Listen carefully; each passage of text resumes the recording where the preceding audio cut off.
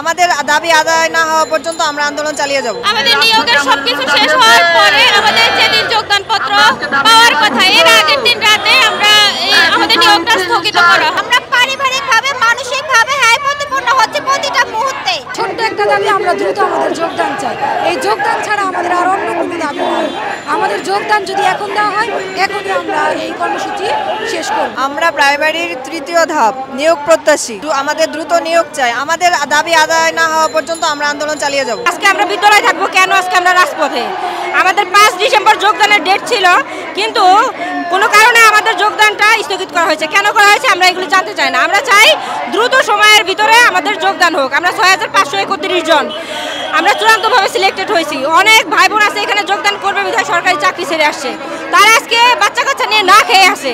আমরা এই মানবেতর জীবন থেকে মুক্তি চাই, আমরা অতি দ্রুত যোগদান চাই। যেহেতু প্রথম ধাপ দ্বিতীয় ধাপ 7-8 মাস ধরে চাকরি করতেছে, তারা বেতন পাচ্ছে, আর আমরা এখনো যোগদান পাচ্ছি না। আমরা এই রাজপথে বসে আছি।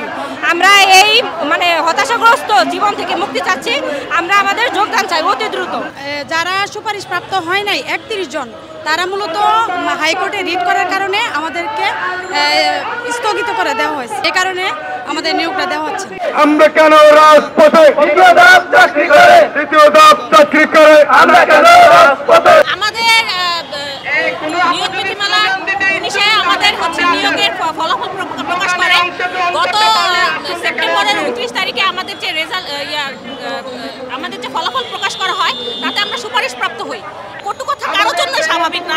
আমরা মানুষ, আমরা কটু কথায় অবশ্যই আমাদের মানসিকভাবে আমরা মানসিক বিপর্যয় পড়ছি।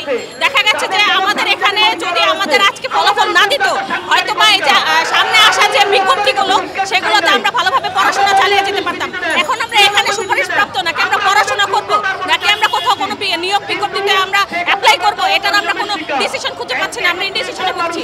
আমরা আমাদের একদম ভরা সমুদ্রে কোনো কুল কিনারা ছাড়া ফেলে দেওয়া হয়েছে, এরকম একটা পরিস্থিতিতে আছে। টাকার কথা বিদ্যালয়ে, আমরা কেন রাজপথে? আমরা কেন রাজপথে? টাকার কথা বিদ্যালয়ে 1 2 3 4 যুগের মুদের অধিকার, যুগের মুদের অধিকার। 1 2 3 4 আমাদের নিয়োগের সবকিছু শেষ হওয়ার পরে আমাদের যেদিন যোগদানপত্র পাওয়ার কথা এর আগের দিন রাতে আমরা আমাদের নিয়োগটা স্থগিত করা হয়। আর এটা হচ্ছে কিছু দুষ্কৃতিকারী আমাদের নিয়োগটার বিরুদ্ধে রিট করেছে। রিট করার কারণে এটা স্থগিত হয়েছে। 30 অক্টোবর আমাদের রেজাল্ট প্রকাশিত হয়েছে। এরপর প্রায় 2.5 মাস হতে চলছে আমাদের নিয়োগের কোনো খবর হচ্ছে না বা নিয়োগ দেওয়া হচ্ছে না থেকে অধিদপ্তর থেকে।